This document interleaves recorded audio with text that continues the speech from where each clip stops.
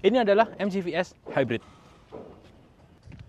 Hybrid termurah di Indonesia, di bawah 400 juta.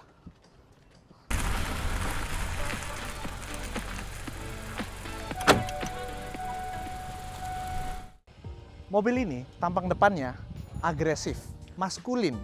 Enggak, kalem dan maskulin. Kalem dari mana? Kayak orang marah gini. Kalem. Modern bro, futuristis. Oke lah. Tapi kali ini kamu harus setuju, Lex. Belakangnya mobil ini MG ZS banget. Which is keren, sporty, emang aku suka. Dan yang paling unik adalah buka bagasinya. Oh iya. Kayak Volkswagen. Volkswagen. Ini bagasinya luas banget ini. Tuh. Nah, Oke, sekarang kita ke bagian sampingnya. Bannya menggunakan ring 17 dengan profil ban 215/55 yang membuat bandingannya semakin empuk. Dan kalau kita lihat mobil ini dari spion sampai ke belakang itu sangat MG ZS. Dan yang uniknya adalah ketika kita lihat ini ternyata modelnya MG ZS dan made in Thailand. Mari kita bahas tentang mesin. Jadi mesinnya itu menggunakan 1500 cc 4 silinder DOHC dan mesin ini hybrid. Tenaga dari mesinnya sendiri itu 109 PS dan torsinya 142 PS. Motor listriknya 95 PS dan juga torsinya 200 Nm. baterai lithium ion berkapasitas 2,13 kWh, tenaga kombinasi 177 PS dan torsi 200 Nm yang digerakkan kedua roda depan menggunakan transmisi eCVT. Nah, sekarang mari kita cek interiornya.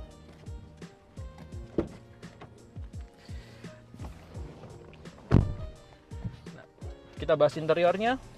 Untuk interior sendiri atau MID-nya cukup mewah. Nah, itu ada sambutan dari MG yang menyenangkan. Kalau kita lihat speedometernya sendiri ini sangat bagus dan juga warnanya itu enak di mata, enak dipandang dan juga resolusi dari layarnya sendiri itu cukup bagus. Dan di MID ini juga banyak informasi-informasi, ada current journey, accumulated total, musik. Ini yang paling penting, TPMS dan juga voltasi aki. Dimana kita bisa melihat kalau aki kita sedang bagus di sini karena udah full. Fuel consumption, navigation, dan juga power meter. Power meter sangat berfungsi karena dia akan mengetahui bagaimana input kaki kita ke mesin. Driver seat-nya sendiri sudah electrical. Naik, turun, reclining-nya juga sudah, dan maju mundur.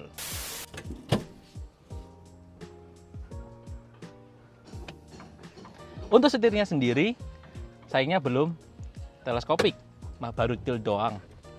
Tapi meskipun begitu, mobil ini posisi nyetirnya cukup ergonomis. Nah, untuk jendela mobil ini semua jendelanya auto, tapi yang auto atas bawah cuma driver. Untuk yang lainnya cuma bisa auto ke bawah doang. Mobil ini punya ukuran yang compact. Panjangnya 4.370 mm, lebar 1.809 dan tinggi 1.653 mm. Beratnya 1.450 kg. Tidak sampai 1,5 ton. Dan mobil dengan dimensi ini itu sebenarnya sudah sama dengan mobil compact SUV dari brand-brand Eropa. Benar, seperti X1, GLA.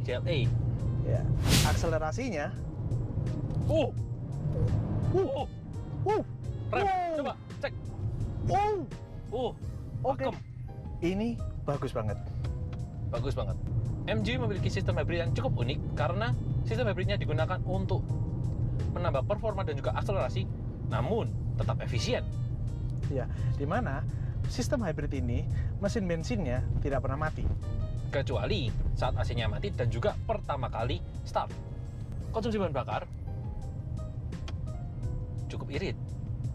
Sekarang kita gantian. Gas, let's go. Oke, MG selalu dikenal dengan bantingannya, suspensinya yang nyaman, empuk ya, dan tidak terkecuali di MG VS ini. Karena MG terkenal dengan comfort. Iya, body roll-nya walaupun dia empuk dan nyaman, itu tergolong minim. Enak buat menikung pada saat kecepatan tinggi juga. Mari kita coba. Oke. Iya. Ya, ada body roll. Ada Iya, body rollnya, ada body kamu roll. nggak bisa expect body rollnya nggak ada karena ini SUV gitu loh. Tapi Dan juga ini body rollnya minim gitu loh, sudah sangat termasuk. dan panoramic sunroof akhirnya membuat center gravity-nya dia lebih tinggi. Iya, jadi panoramic sunroof ini kan cukup berat ya, jadi membuat Betul. center of gravity-nya agak naik ya. Untuk steering pas, di mode normal juga pas, kayak bobotnya itu balance, tidak terlalu berat tapi juga tidak terlalu enteng. Iya, cuman karakter intervensinya itu agak-agak nggak normal sedikit lah ya IPS-nya. Iya. Tapi masih oke. Tapi untuk delay kayaknya dikit banget. Ini akurat, Ini sangat akurat. akurat. Menurut kita akurat. Ya, Menurut kita akurat. cuman berat paling pas itu di normal. Ya, kalau Dynamic terlalu berat dan yang apa? urban terlalu ringan. terlalu ringan, betul. Cuma tapi urban kalau di perkotaan mungkin sangat enak. Ya. Tapi untuk luar kota atau mungkin jalan tol ya kita bilangnya mungkin lebih cocok dynamic atau normal. Ya, benar sekali. Ngomong-ngomong, kekedapan kabin mobil ini itu bagus. Sangat Kenapa? bagus. Kita berada di sekeliling kita tuh ada motor, ada mobil, tapi suaranya itu sangat minim masuk. Yang masuk itu adalah road noise, tapi tidak terlalu. Karena road noise itu benar bisa ditoleransi mengingat kondisi jalan Indonesia yang kurang bagus. Ya. Lebih tepatnya Surabaya. Tapi kita ngomong road noise itu banyak sekali mobil yang semi premium pun bahkan yang di atas setengah M Ya, yaitu tetap masuk. dan itu sangat-sangat Ya. wajar ya. Jadi kita nggak, kalau untuk road noise kita tidak bisa terlalu komplain atau terlalu menjelek-jelekan karena Ya. itu udah hal yang sangat bisa ditoleransi. Suspensi mobil ini emang terkenal empuk dan juga kalau ketika di jalan emang terasa sangat empuk, bukan sangat empuk tapi dewasa. Meskipun mobil ini memiliki body roll yang ya benar-benar bisa ditoleransi, tapi Ya, mobil ini benar-benar cukup sigap. Ya seperti itu ya. Cukup sigap. Jadi body rollnya itu minim, walaupun ada tapi minim, gitu. Sangat minim. Tidak terlalu kebanting. Ya, kecuali emang kita menikung yang kayak tadi. Ya. Lalu bagaimana rasanya duduk di belakang? Kamu duduk belakang? Nggak boleh. Duduk di belakang itu juga sama enaknya, karena bantingannya juga sama dewasanya dan juga empuk seperti ini.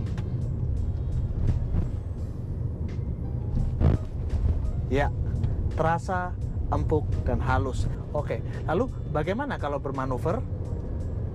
Kita cek. Oke. Kecepatan berapa ini? 80 bahkan. Ya ada body rollnya pasti, tapi tidak terlalu agresif body rollnya. Nice. Tadi aku juga udah mention yang bagus dari mobil ini itu adalah MID-nya, yang dimana kalau menurutku cukup informatif ya. Tapi emang iya, faktanya cukup informatif.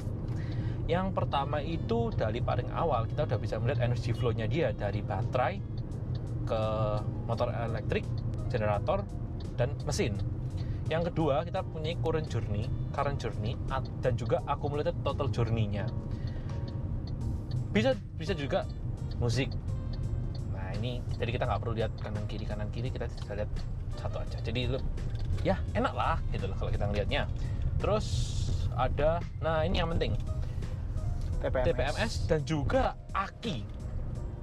Nah ini voltage-nya dia 13,5 volt dan ini juga ada gambar akinya. Aki ini dalam kondisi bagus berarti kalau baterainya full. Tuh. Nah, cuma yang aku kurang suka dari mobil ini kenapa harus bar? Kebanyakan juga pakai bar ya. Iya sih. Tapi paling nggak bisa diganti PSI. Ini kenapa nggak bisa diganti PSI? Atau emang ada hidden menu yang kita nggak tahu? Iya, kita pakai unitnya PSI. Tapi kita harus mengerti bar gitu loh. Soalnya kita di Indonesia kan kebanyakan pakainya PSI. Kita lain kali mau isi tekanan ban gitu, kita bilang ke masnya 2,4 bar mas. Berapa itu? Terus masnya ngitung dulu. Oh segini. Sebentar berapa itu? Misalnya berapa? 34,3. 34,3 masih ada komanya lagi. Desimalistik. Nah makanya itu sih, tapi itu bukan sesuatu yang mengurangi nilai mobil ini. Iya, daripada nggak ada gitu. Daripada nggak ada, cuma tapi ya still oke lah. Soalnya maksudnya kayak 2, maksudnya dalam hitungan bar itu sebenarnya masih oke, nggak yang mengganggu banget. Kita juga sekarang bisa browsing kan. Ya. Nah, ini yang unik, fuel consumption. Loh, itu kamu trading gitu ya? Bukan, ini bukan trading, Pak. Ini bukan chart saham, Pak. Iya. Tapi ini naik turun kan awalnya. Nah, tapi habis gitu dia berhenti dong. Gak tahu ini maksudnya gimana.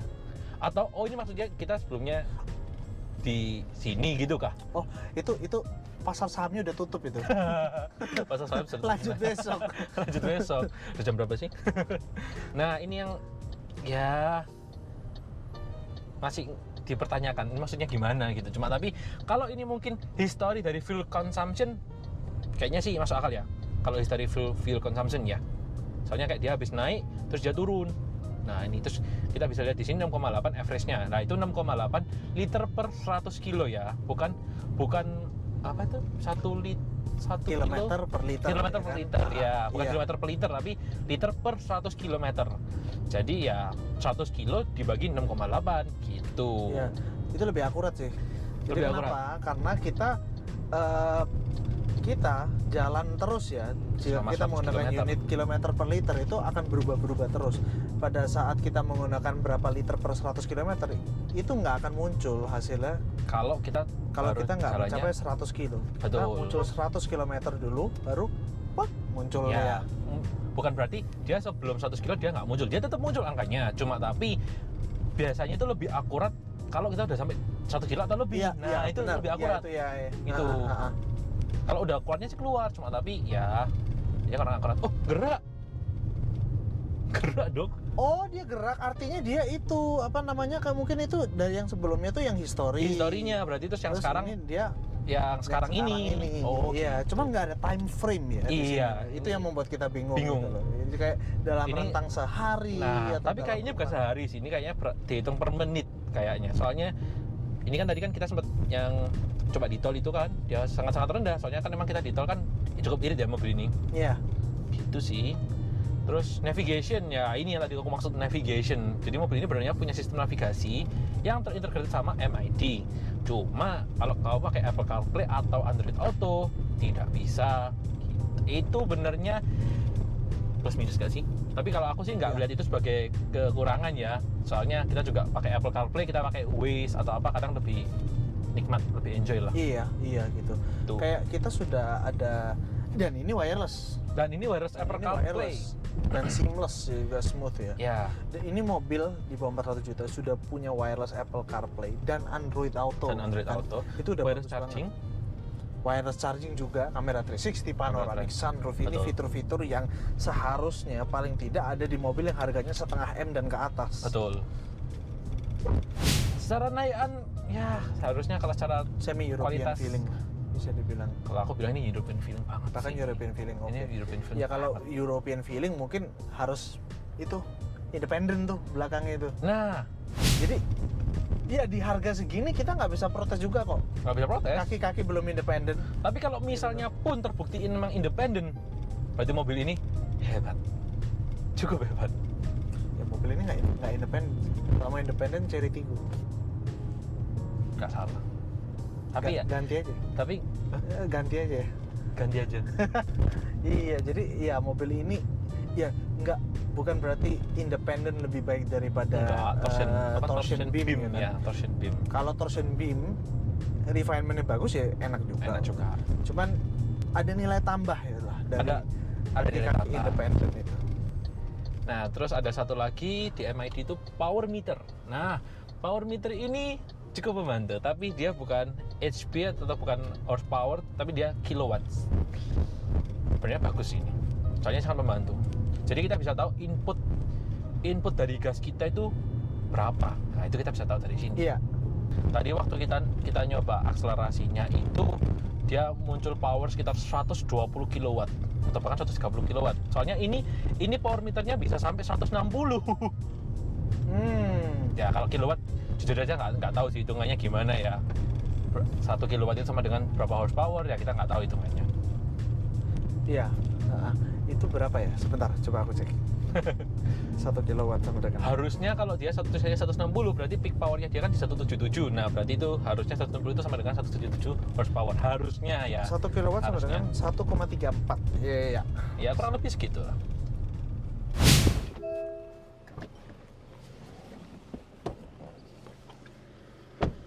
mobil hybrid di bawah 400 juta, dengan garansi baterai 8 tahun atau 160.000 km. apakah mobil ini worth it? This is RN Review. Bye-bye. Ini adalah MGVS RN Review. Ini adalah RN Review. Ini. Hey!